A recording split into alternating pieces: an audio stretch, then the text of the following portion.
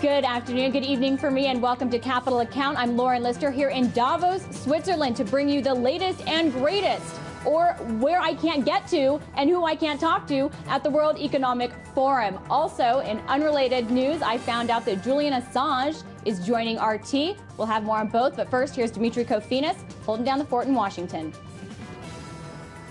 Thanks, Lauren. And back in Washington, last night was the president's annual State of the Union address.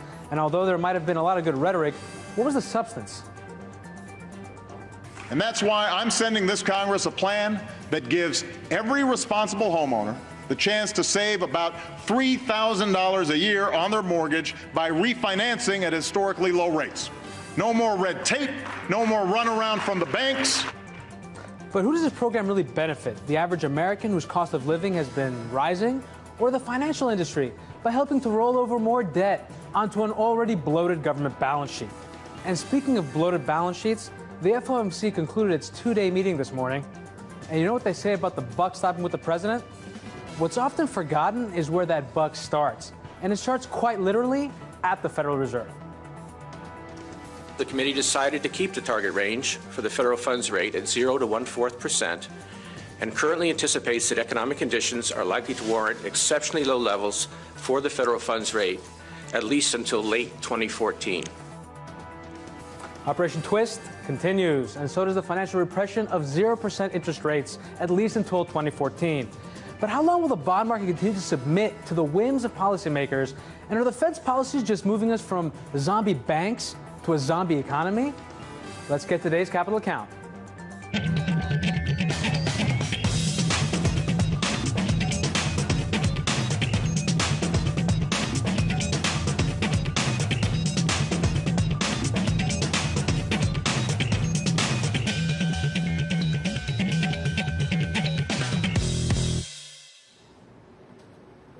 Angela Merkel kicked off Davos today by taking on the bond market and promising more Europe as a solution to our problems.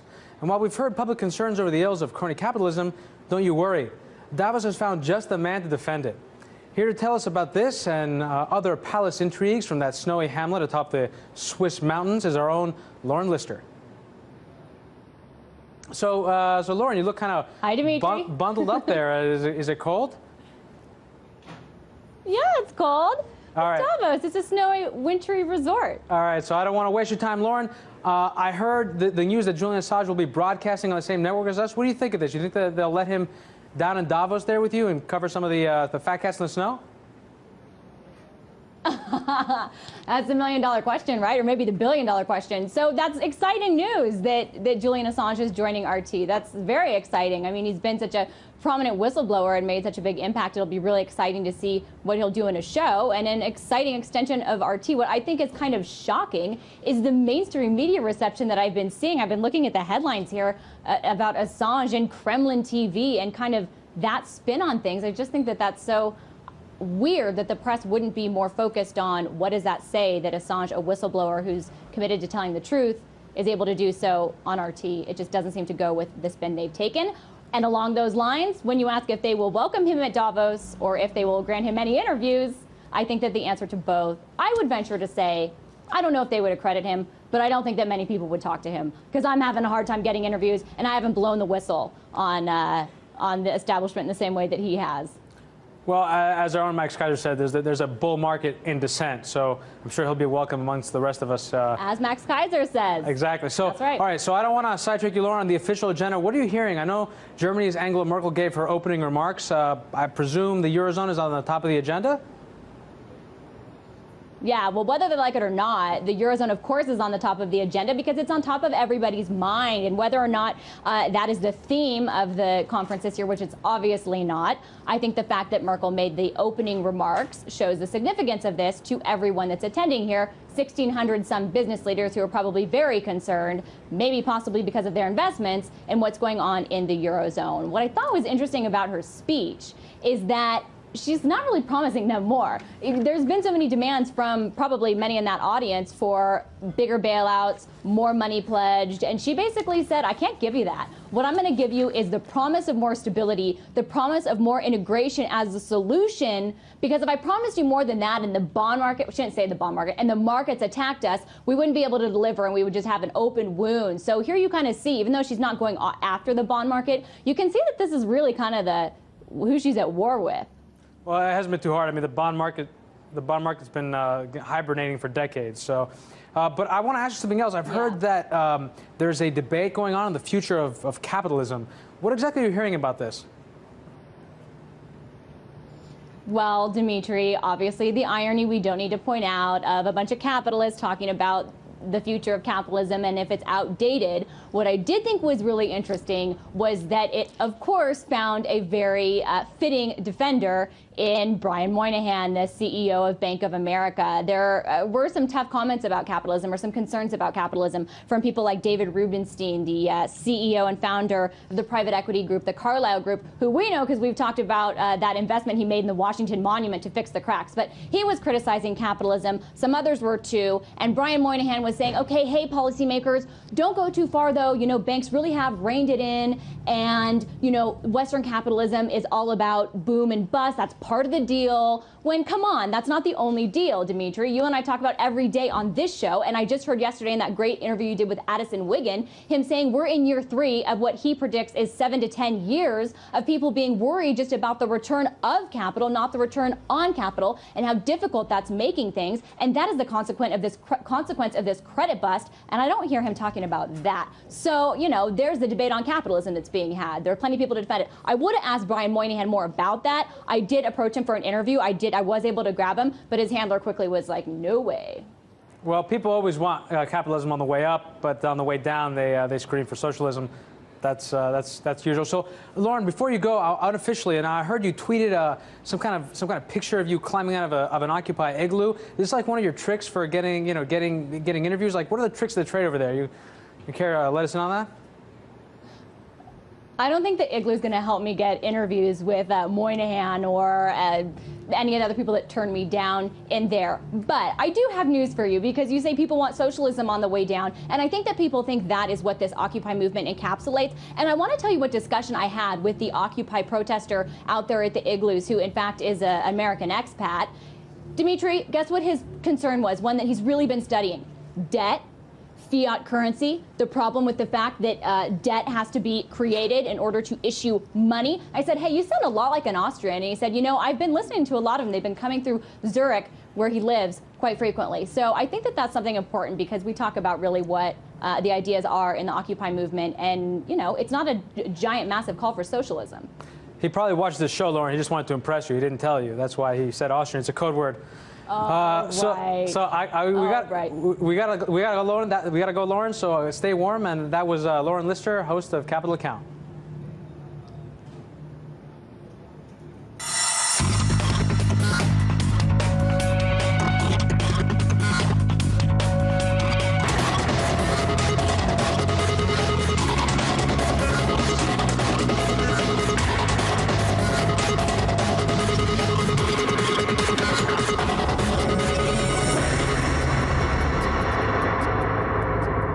So earlier I spoke with Peter Schiff, CEO of Europe Pacific Capital, about the Fed's latest rate decision, some of the president's economic proposals during his State of the Union address, and what all this means for the broader economy. Take a listen. Well, it's a bad decision, and, you know, it shows that President Obama, when he gave his State of the Union address, he said that we can't go back to the same policies that created the housing bubble and the financial crisis. Well, we never discontinued those policies. We had a financial crisis in part because the Federal Reserve kept interest rates too low, and they're making the same mistake now. Interest rates are much too low, and now the Fed is saying they're going to stay low through pretty much the end of 2014. This is massive inflation that the Fed is going to create in order to try to artificially prop up the housing market, prop up government spending, a phony economy. All of this is going to come back to bite us. It's going to lead to a bigger disaster than the 2008 financial crisis. All right, well, I want to talk about that, because when people talk about inflation, there's obviously what consumers recognize as inflation when they go to buy everyday goods. But there's also the inflation of the broader monetary aggregates. And we actually have a chart of average monetary base increases it's up right there. And it actually shows a spike in the monetary base. We've shown variations of that graph before in this show, and you see it also in the Fed's portfolio. It expanded over 3 times since the crisis. But we haven't seen that same level of inflation in the broader aggregates, in other words, in the broader money supply. What's your take on that? Because that's kind of what we saw in Japan, right? The Japanese central bank tried to inflate the economy, but it really just created zombie banks that were living off life support. Yeah, and they succeeded in preventing a healthy deflation, which would have been beneficial for the Japanese economy. We're not going to be quite so fortunate. We're in much worse shape than Japan was when their central bank embarked on this foolish policy and their government. But inflation is that increase in the money supply. When Americans feel the effect of inflation, when they go to the supermarket or the gas station, that's what happens as a result of inflation. Prices are going up, and prices are going up for American consumers. Unfortunately, they're going to go up a lot faster in the years ahead. I mean, this is the consequence of the Fed trying to inflate the housing market. They're trying to prop up housing prices. It's not working, but what is happening is the price of everything else is going up instead, particularly things that Americans have to buy on a daily basis of food and energy. Right, and it's not just the housing market. Everything is being propped up. But there's something else, though, that we saw. The Fed, I wouldn't describe this as quantitative easing in the same way that we saw previous QE1 and QE2. Maybe it's QE light, whatever you want to call it. But the Treasury market has been really resilient. It surprised a lot of people. Has it surprised you at all in the way that it's behaved? Because the Fed did stop that large-scale asset purchase program that it was doing for the first 2 years after 2008. You know, people doing stupid things doesn't really surprise me anymore because it's been going on for so long. I mean, I saw it in the internet stocks, I saw it in the housing market, and you now see it in the government bond market. But of course, a lot of this is manipulation. Central banks around the world, including the Federal Reserve, are buying all these bonds, and a lot of U.S. banks, because of the regulations, are basically being forced to buy these bonds. So there is a lot of phony demand for treasuries that's out there. But eventually, like all bubbles, it's going to burst. Treasury prices are going to plunge. Interest rates are going to skyrocket. I mean, it's a huge disaster that is waiting in the wings. I mean, if you watch the President's State of the Union address, you would have no idea. You know, it's kind of the equivalent of the captain of the Titanic sounding the all clear from the bridge, even after they've hit the iceberg. I mean, we are headed for a real financial disaster, yet he's talking politics as if it's business as usual. And I want to get to the president, but isn't there something that's counterintuitive there, though, that does support the Treasury market in the short term before rates will eventually rise? Because banks, let's say they have no really good place to put their money, especially with what the Fed is doing, twisting the curve, which also doesn't make sense to me, right? Because traditionally banks make money by borrowing short and lending long. So isn't there, if they potentially see a recession or a depression coming along, don't they want to try and remain liquid for the foreseeable future before they have to move out? They think they're liquid. They think they're liquid, and in fact, they are borrowing short and lending long. They're borrowing short from the Fed and lending long to the Treasury. But, you know, the spread there is pretty narrow, and the risk is enormous for the banks when interest rates eventually rise, which is another reason why the Fed is committed to keeping rates so low for so long, because it knows the minute it pulls the rug out from under the banks, they're going to fail again. But in order to keep interest rates this low, the Fed has to create a lot of inflation. They have to print up a lot of money to buy these long-term, low-yielding assets that nobody in their right mind would buy, you know, if they understand the fundamentals.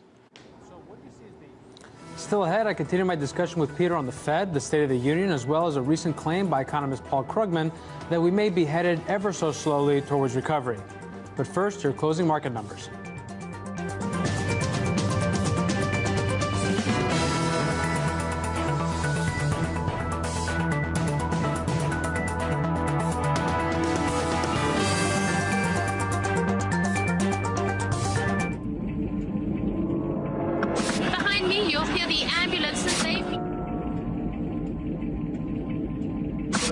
People calling, like you said, for free and fair elections. Again, we're still reporting from the streets of Oakland, where, as you can hear behind me, loud explosions, possibly. Cleavage, cheekbones, we do it all. Cleavage? I don't need it.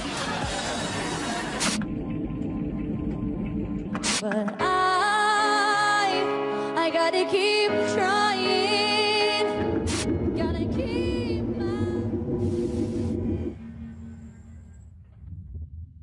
pepper spray, that just burns your eyes, right? Right. I mean, it's like a derivative of actual pepper. It's a food product, essentially. This is much stronger than anything you'd buy as a food. Absolutely. It's thousands of times stronger than any kind of hot pepper you've ever put in your mouth.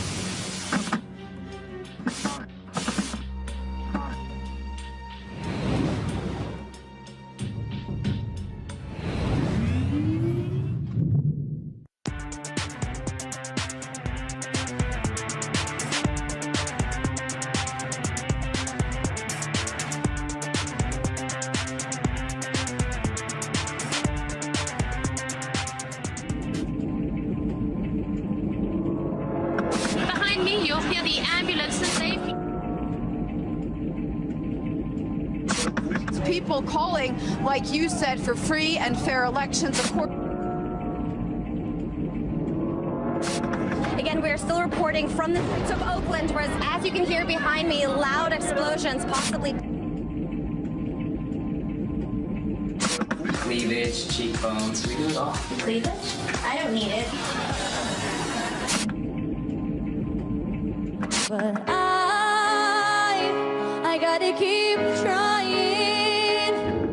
Gotta keep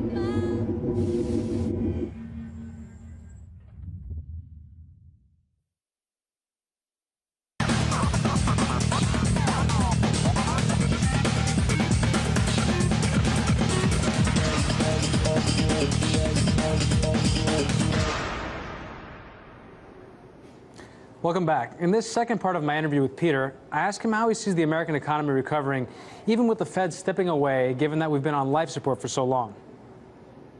So what do you see as the end game here, or the strategy for the Federal Reserve? Because normally, if we compare this, we've heard a lot of comparisons. One is that the economy went into effectively intensive care after the 2008 financial crisis. And if you're in ICU as a patient, the eventual goal of the doctors is to get you out of ICU and to get you home. But the way that the Fed is approaching this, it just kind of seems like this is zero interest rate policies for the indefinite future is essentially like being on a dripper for an indefinite period of time. How do you think the Fed is going to eventually try to take their hands off? And can they even take their hands off? It's actually worse. It's like we're in intensive care, and what the Fed is doing is simply guaranteeing that the disease that is afflicting us is going to kill us. The 0% interest rates prevents the only thing that might cure us. We need higher interest rates. We need to allow the economy to restructure and rebalance. We need more savings. We need lower real estate prices. We need to have a solvent financial system. We need to balance the books. We need less government spending. We need to get rid of these trade deficits. We need some surpluses. We need some production. None of this is going to happen with 0% interest rates. All we're going to get is more speculation, more debt, more consumption, more air in the bubble, which means a lot more air comes out when it bursts. You know, if you think that Europe is going through a problem right now, you ain't seen nothing yet. I mean, Europe is the warm-up. America is the main event. Where the real sovereign debt crisis, currency crisis is going to develop. And it is going to be enormous because of what the government has been doing. You know, it was going to happen anyway because of the mistakes that the government made in the past. But because they continue to compound those mistakes in the present, it's going to be that much worse when it happens. All right, so I agree with you regarding interest rates. This has to happen eventually. There's no way you can run an economy off of infinite credit forever. But every time, that was part of the Great Moderation, right? Every time we had a recession, the Fed would meet it with easing, and that was the idea. The idea is you could smooth out the business cycle.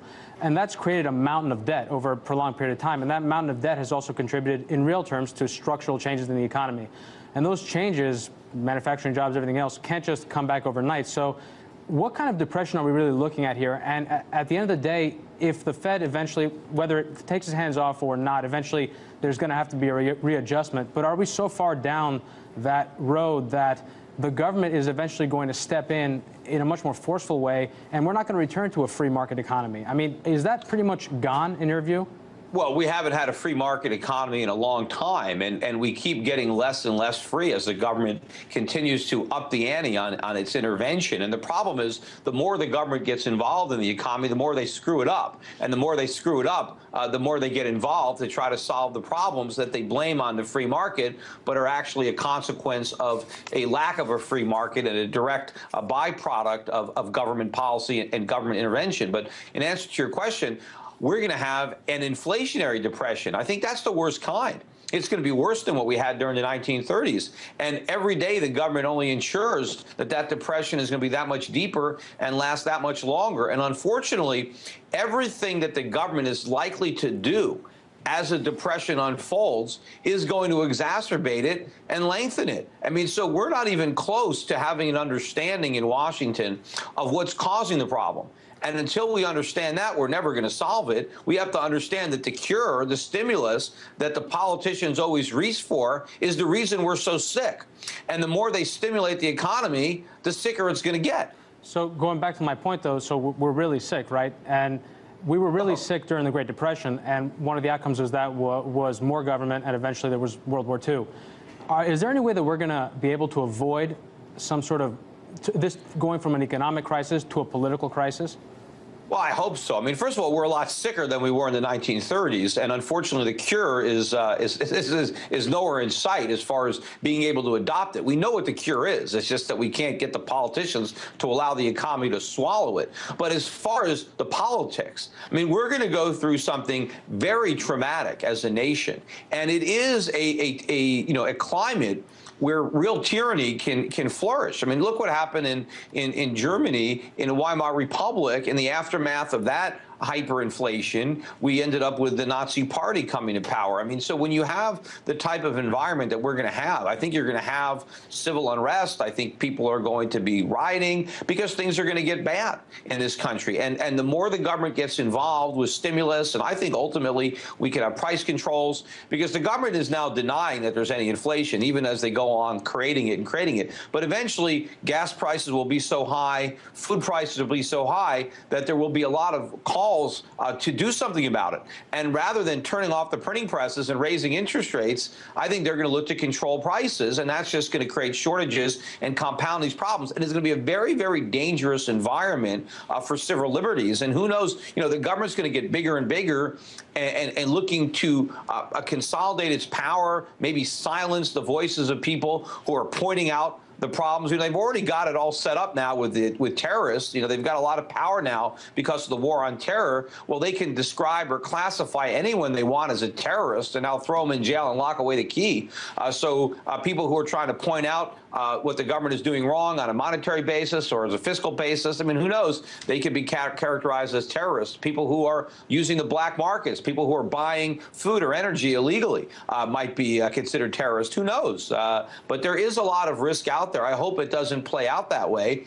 I hope that we can learn a lesson from this and understand that it is the government that has caused these problems. I mean, look at all the support that Ron Paul enjoys among younger Americans. They're hearing the message. They understand that it's the government, that it's the Federal Reserve. And so if we can spread that message and that understanding, and we can have a renaissance, a revolution of freedom and liberty, then maybe we can use the crisis to our advantage, to roll back government and to re-embrace our roots. So there is also the opportunity that we can make a positive situation come from this. But, we don't know yet. I mean, history isn't closed. We still have to wait and see how it plays out. Well, I mean, I guess I'm not that hopeful. But speaking of government and government's role, we had the State of the Union last night, and I heard a lot of the same sort of things we've heard before. Obama talked about mortgage refinancing. He talked about student loans.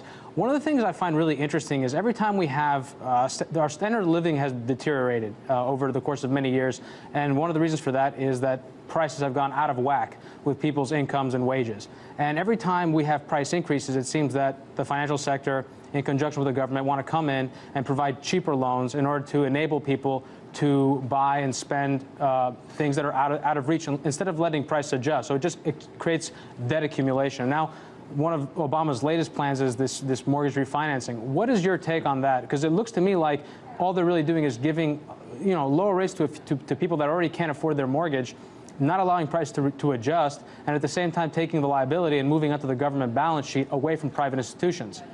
Yeah, this is more of a bailout where we're taking underwater mortgages out of the private sector and dumping these risky loans on the public sector. Meanwhile, we're allowing individuals to refinance them at a lower rate of interest.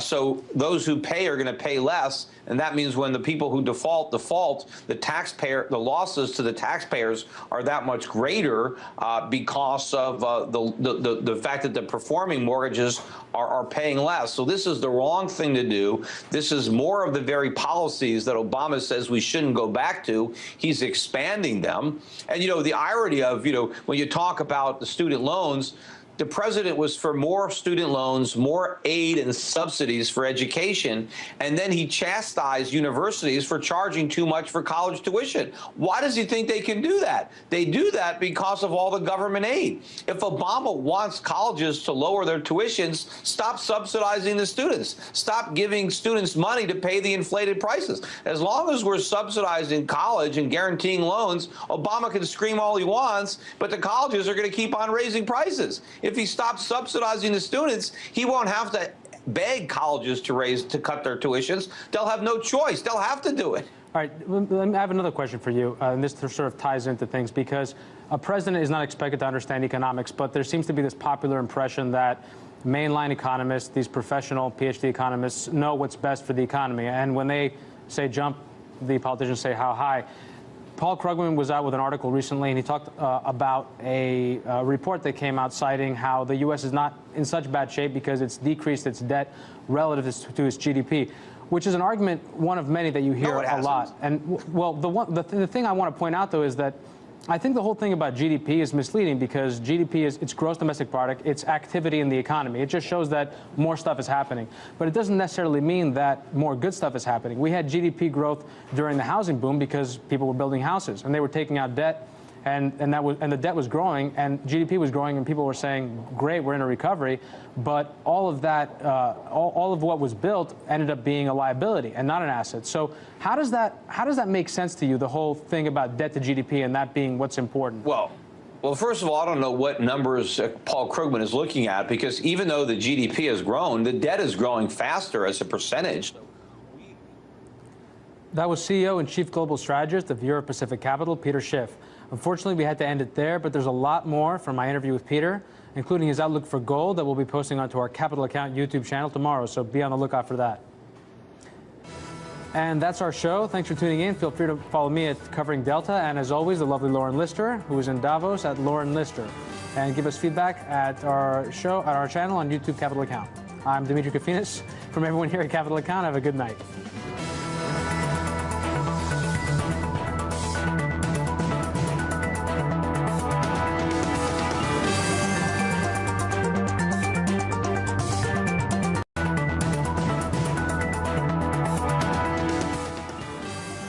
Good afternoon, good evening for me, and welcome to Capital Account. I'm Lauren Lister here in Davos, Switzerland, to bring you the latest and greatest, or where I can't get to and who I can't talk to at the World Economic Forum. Also, in unrelated news, I found out that Julian Assange is joining RT. We'll have more on both, but first, here's Dimitri Kofinas holding down the fort in Washington. Thanks, Lauren. And back in Washington, last night was the president's annual State of the Union address. And although there might have been a lot of good rhetoric, what was the substance? And that's why I'm sending this Congress a plan that gives every responsible homeowner the chance to save about $3,000 a year on their mortgage by refinancing at historically low rates. No more red tape, no more runaround from the banks. But who does this program really benefit? The average American whose cost of living has been rising, or the financial?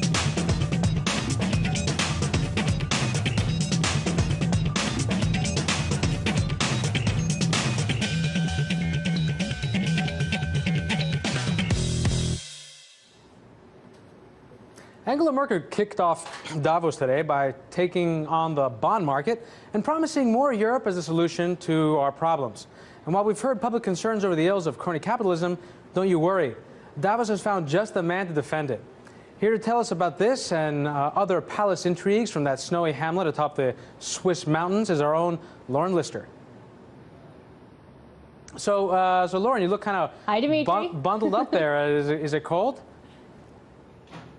Yeah, it's cold. All right. Davos. It's a snowy, wintry resort. All right, so I don't want to waste your time, Lauren. I heard the news that Julian Assange will be broadcasting on the same network as us. What do you think of this? You think that they'll let him down in Davos there with you and cover some of the fat cats in the snow?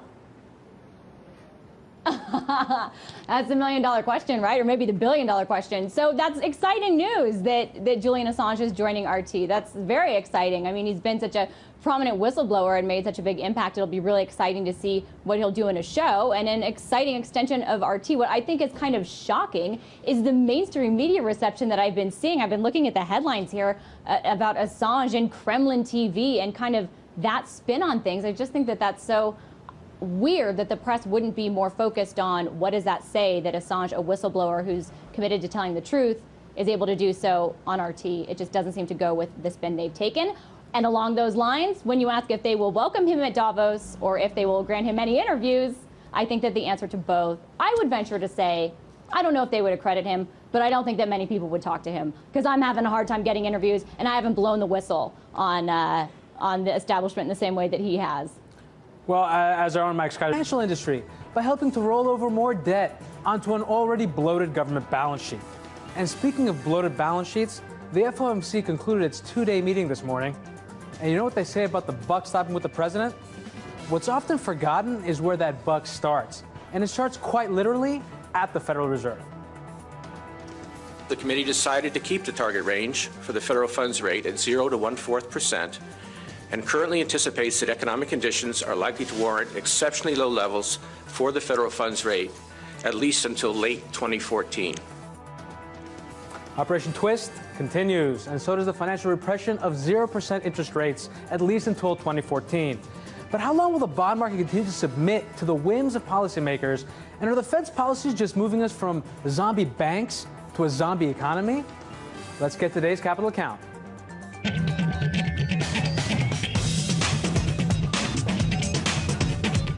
Said there's a bull market in descent, so I'm sure he'll be welcome amongst the rest of us. As Max Kaiser says. Exactly. So, that's right. All right, so I don't want to sidetrack you, Lauren, on the official agenda. What are you hearing? I know Germany's Angela Merkel gave her opening remarks. I presume the Eurozone is on the top of the agenda? Yeah, well, whether they like it or not, the Eurozone, of course, is on the top of the agenda because it's on top of everybody's mind. And whether or not that is the theme of the conference this year, which it's obviously not, I think the fact that Merkel made the opening remarks shows the significance of this to everyone that's attending here. 1,600 some business leaders who are probably very concerned, maybe possibly because of their investments, and what's going on in the Eurozone. What I thought was interesting about her speech is that she's not really promising them more. There's been so many demands from probably many in that audience for bigger bailouts, more money pledged, and she basically said, I can't give you that. What I'm going to give you is the promise of more stability, the promise of more integration as a solution, because if